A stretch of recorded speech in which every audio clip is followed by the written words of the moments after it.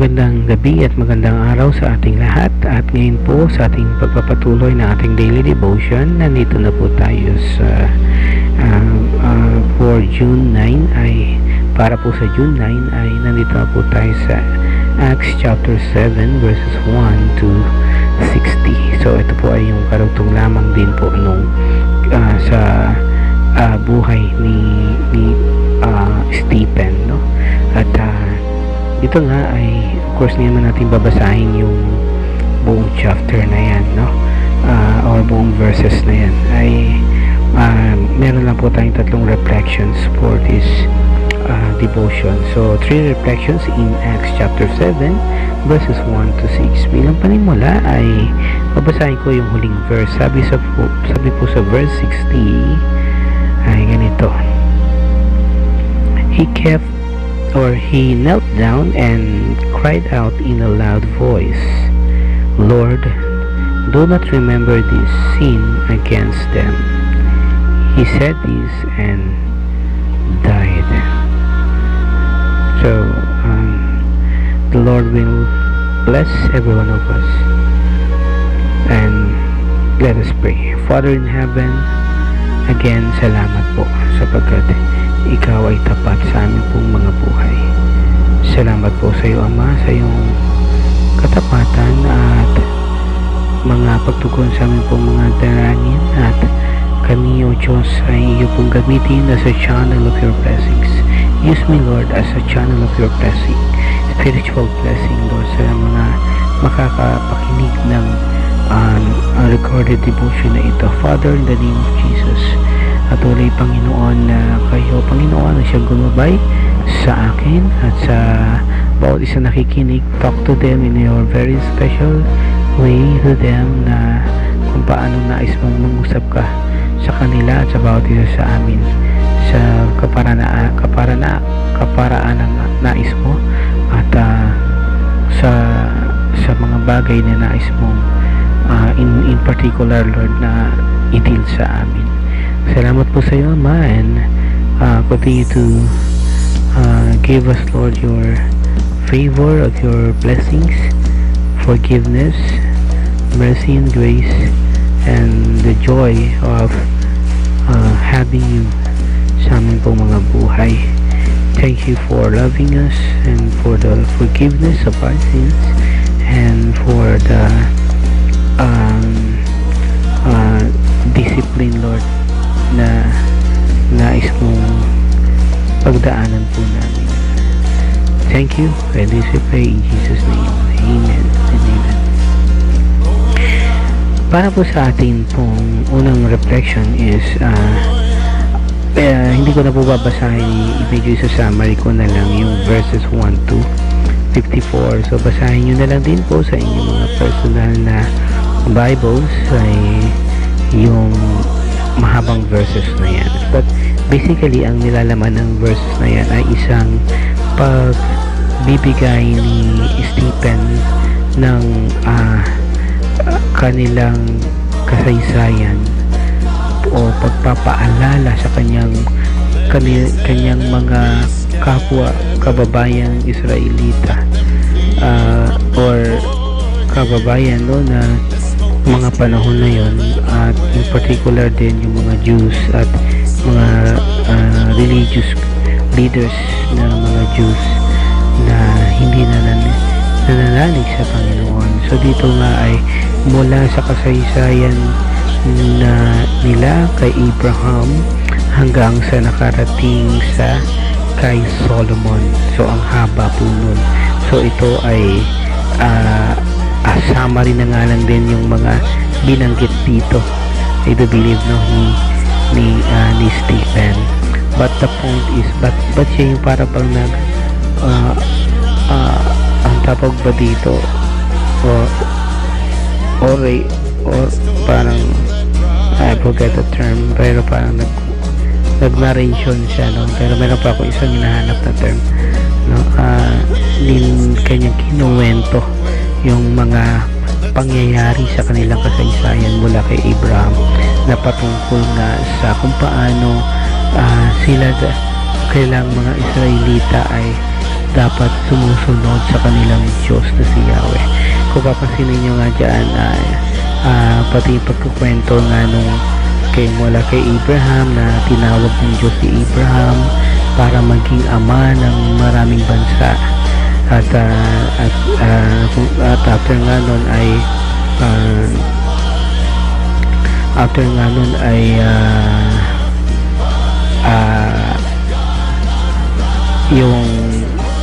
yung sa time naman ni Moses, no? So at yung sa time nga ni Moses, no, kung saan ay nabihag ang mga Israelita ng 400 years, at yun nga ay sinabi na rin beforehand kay Abraham na ang kanyang lahi ay maaalipin, no? Subalit parurusahan din ng kanilang Diyos na si Yahweh ang aalipin, no, sa kanyang lahi na yon. Nung yun ay nangyari sa time na ni Moses, na yung sa Egypt. At dito rin yung ilang mga very notable na mga pag-narrate ng kanilang history dito ay yung time din ni Joseph. So yun nga ay sa time ni Joseph, no, ay yung ginamit si Joseph para maligtas, no, so yung mga lahi ng Israelites. At after pala ni Joseph, dun pa lang yung si Moses, diba? And during that time ay hindi na nga kilala ng Pharaoh ng Egypt yung mga generation ni Moses. At yun nga yung time na naalipin ng 400 years ang mga Israelita. At when Moses was 40 years old, right, ano pa ba yung mga summary nito ay pagdating sa, so from Abraham and then Joseph and then Moses, alright? So kinukwento niya dito ni ni Stephen sa kanyang mga kababayan habang siya ay nakaharap sa council, kasi nga 'di ba sa chapter 6 ng Acts ay dinala si Stephen, no, doon sa council or mga tagahatol nila, no, kapag sila ay may nakitang tila ba lumabag sa kanilang mga katuruan na sinasabi nga nilang pinanghahawakan nila ay galing pa kay Moses. Alright? So dito nga ay hanggang sa nakarating nga siya sa kay King Solomon. Of course, ang layo na ng dinaanan yan, no? So, siyempre, nabanggit dito sa verse 45 yung kay King David. And then, so, bago yung kay King David, kapag talagang binasa natin, may mga nauna pang may mga judges, diba? May mga nauna pang mga hari. So, ang haba nun. So, summary nilang din talaga dito yung pagkaka-narrate ni Stephen. And then nga sa verse dito sa verse 47 ay nabanggit na rito si Solomon, na in particular ay yung si Solomon nga yung nag-build ng tawag dito ng temple, no, ng temple sa Jerusalem. And then so dito ang point dito ay sa lahat ng ginawang katapatan ng Diyos na si Yahweh sa kanilang lahing mga Israelita ay nandoon pa rin yung katigasan ng ulo nila. At yun yung sinasabi nga ni Stephen sa verse 50, basahin natin dito, ano? Did not I myself make all these things? 51, how stubborn you are, Stephen went on to say. So yung sinabi ni Stephen, no? How hidden your hearts how deaf you are to God's message. So yun yung point pala ni Stephen, kaya niya ninarrate o kinuwento from Abraham to Solomon, no, na kanilang lahi pala, no, mga Israelita ay mga matitigas ang ulo at matitigas ang puso at mga nagbingi or nagbibingi-bingihan, no, sa God's message. And you are like your ancestors also. Yun, sinabi niya, kayo ay katulad ng inyong mga ancestors or mga lahi. So tinutukoy niya nga rito yung lahi nga nila, no, from Abraham, no. Right? And then you too have always resisted the Holy Spirit. So dito nga ay masuwayin na talaga sila, hindi sila sumusunod sa leading or sa naisi ng banal na spirito, sa spirito ng Diyos. And then sinabi niya pa dyan, no, verse 52, when there any prophet that your ancestors did not persecute, no, was there any prophet? So dito ba meron bang mga propeta na hindi ninyo persecute ng inyong mga ninuno, diba? So kasi pang ilang generation na sila, no, itong sa Book of Acts, diba, from Abraham. So maraming generation na inulipas. So yung nga yung tinatanungan ni Stephen, no, meron ba na was there any prophet that your ancestors did not persecute?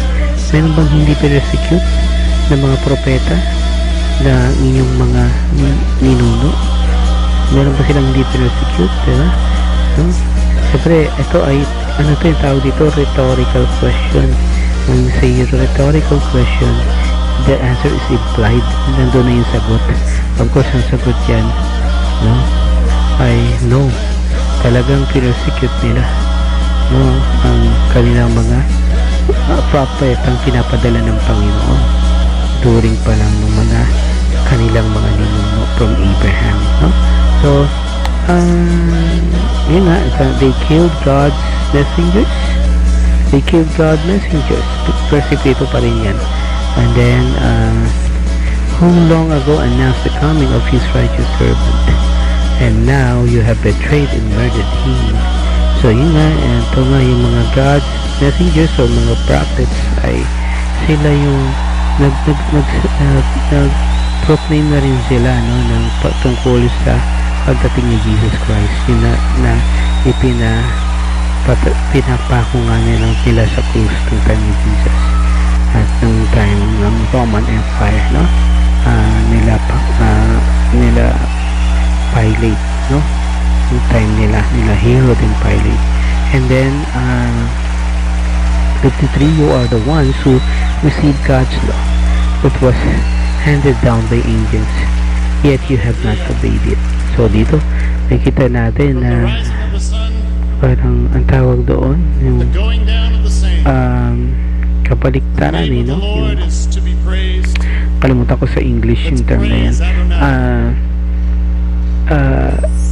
kabaliktaran, na tila kabaliktaran sa kanila. Sila yung lahi na pinagkalooban ng salita ng Diyos, diba? Yung law of Moses nung time ni Moses, diba, binigay sa kanila yung 10 commandments. Sila yun sila yung pinagkatiwalaan, pero sila pa yung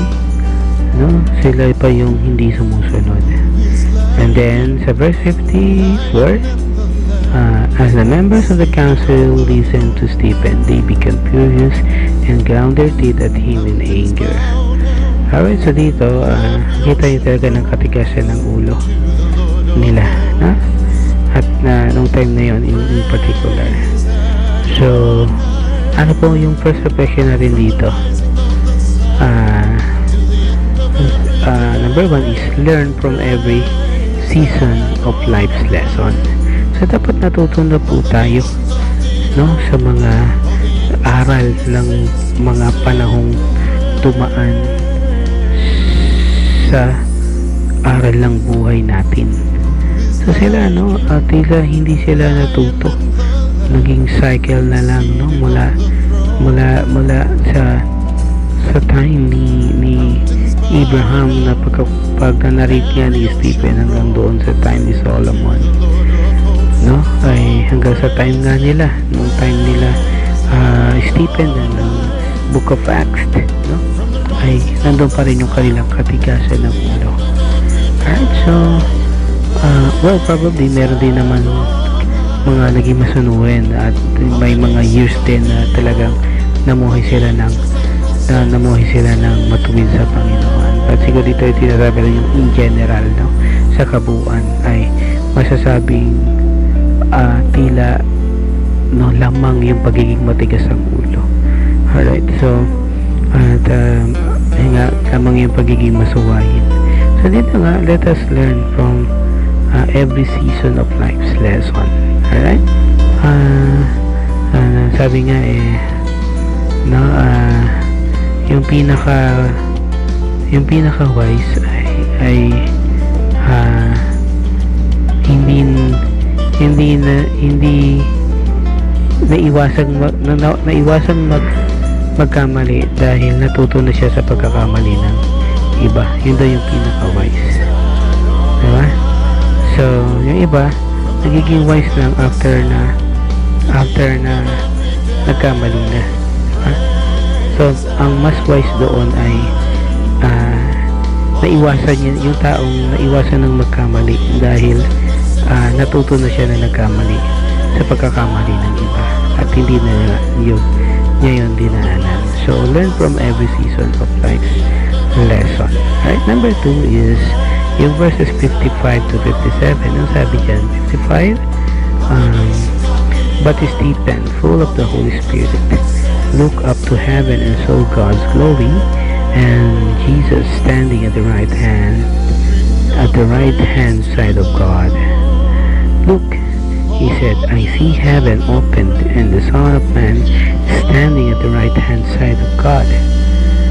With a loud cry, the members of the council covered their ears with their hands. Then they all rushed at him at once. Hanggang 58 na po. Threw him out of the city and stoned him. The witnesses left their cloaks in the care of a young man named Saul. Alright, so dito ang ating pong reflection is when we are filled of the Holy Spirit, it is a privilege that may God will allow us to see our Lord Jesus.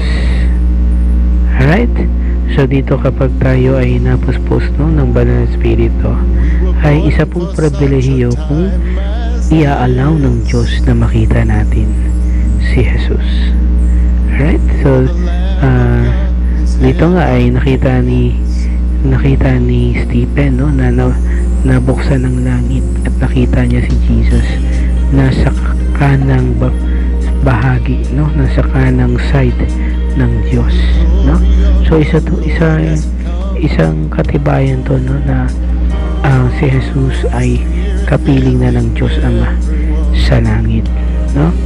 At sabi nga dyan, right hand, no, sabi dito, no, but Stephen, full of the Holy Spirit, looked up to heaven and saw God's glory, no, and Jesus is standing at the right hand side of God. Alright, so ayun nga, ay nakita niya yung glory ng Diyos at yung ang Panginoong Jesus na nakatayo sa kanan ng Diyos. Then yun nga, sinabi niya yun, look, he said, I see heaven open and the Son of Man standing at the right side. Sobrang beses inulit na si Jesus, no, ay sa kanan ng Diyos at hindi nga matiis ng mga members of the council. Ito kasi yung mga humahatol sa kanila, yung tipong kapag tingin nila labag sa law of Moses or sa Ten Commandments, no, ay sila yung nagbibigay ng judgment. So ang ginawa ng mga to ay tinakpan na lang nila yung kanilang tenga habang sinasabi yun ni Stephen. At yun nga, si Stephen ay inilabas nila sa city, and then they stoned to death, no? Pinagpapato nila si Stephen. At dito nga ay that time si Pablo na dati ay Saul pa ang pangalan, ay masasabing mayroong participation dahil siya yung nag-ingat ng mga cloaks or ano pa yun, parang balabal ng mga tao na nagsibato, no, kay Stephen. Alright? At dito nga ay mapapansin nga rin natin dito na yun nga, kapag when we are filled of the Holy Spirit, it is a privilege, isang pribilehiyo na maaaring ibigay ng Diyos sa sino mang nais niya na tao na talagang puspos ng banal na Espiritu. Alright, so diba sabi rin ng in the Beatitudes, no?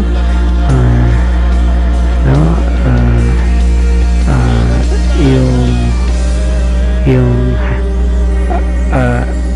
pure heart will see, those who have pure heart, no, will see the Lord, diba? Will see the Lord, and our hearts will only be pure if we are filled of God's presence, if we are filled of the Holy Spirit, if our hearts are full of the Holy Spirit, no? So dahil hindi naman mananahan ang presensya ng Diyos, no, sa isang maruming sisidlan, diba?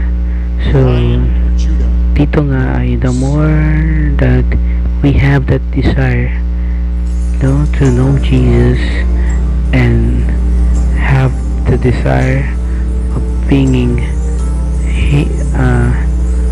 hungry and thirsty for God's holiness and presence, you know, patuloy tayong mapupuspos ng banal na Espiritu. At panghuli nga ay tipong reflection is sa verse 59 and 60, they kept on stoning Stephen as he called out to the Lord, Lord Jesus, receive my spirit. He knelt down and cried out in a loud voice, Lord, do not remember this sin against them. He said this and died. Dito po sa sinabing ito ni Stephen, naalala ko ang Panginoong Jesus, diba? Ang Panginoong Jesus, sabi niya, no, sa kanyang 7 last words, ay isa sa sinabi niya doon, no, na sa itinatagubilin ko sa iyo ang aking Espiritu, diba?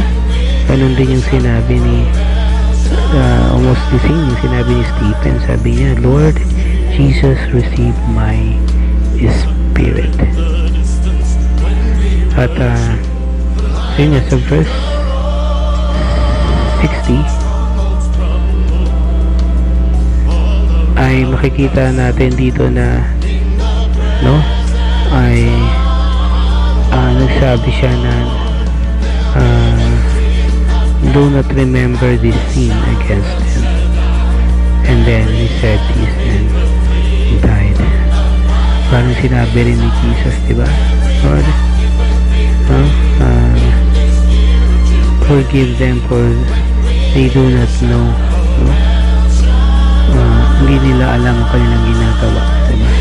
Patawarin mo sila sapagkat hindi nila alam ang kanilang ginagawa. So ating pong panghuling reflections ay choose to forgive, diba? So diba, sabi rin, diba, sa in the book of Matthew, no? Kapag tayo mananalangin ay no? Patawarin muna natin ang ating kapwa.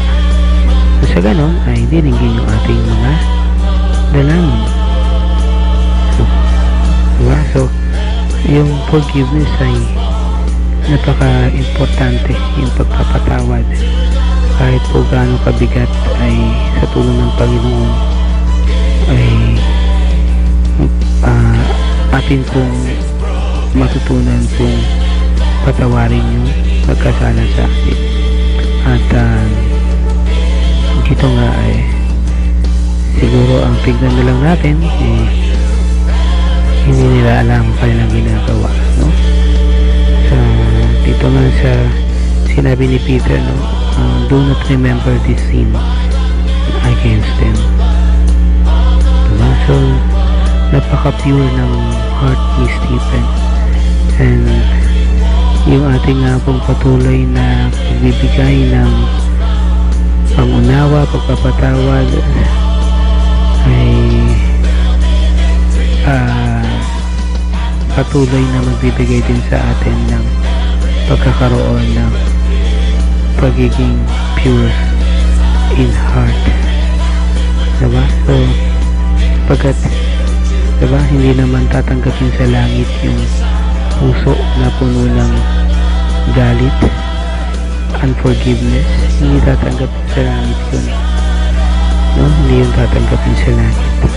That's why forgiveness is necessary. Forgiveness is a must. Forgiveness, no, ay kinakailangan, no? So again, ang ating pong reflections, number 1, 3 reflections in Acts chapter 7 1 to 60 is number 1, learn from every season of life's lesson. 2, when we are filled of the Holy Spirit, it is a privilege that may God will allow us to see our Lord Jesus. And number 3, choose to forgive. Tayo naman namin. Ama, namin salamat po sa katapatan mo, sa kabatihan mo, sa kadakilaan. Patuloy nga po, Ama, na kayo, Diyos, mo siyang bumigay, Panginoon, ng masaganang pagpapalang spiritual sa bawat isa po sa amin. Patuloy mo, tulungan mo kami na matuto kami sa aming pang-araw-araw na buhay. Sa mga pagtutuwid mo sa amin ay patuloy, Panginoon, na ito ay maging aral sa amin, at ang kaganapan nga ng aral na yon ay amin po itong isagawa. Ang mga katwiran mo, ang mga tama na nais mong amin pong magawa. Lord, we ask for the forgiveness sa amin pong sin of commission and sin of omission. Have mercy on us.